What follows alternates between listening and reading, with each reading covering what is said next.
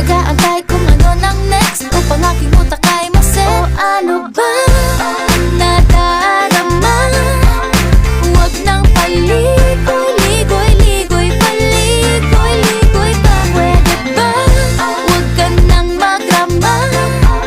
Huwag nang paligoy-ligoy-ligoy, paligoy-ligoy pa.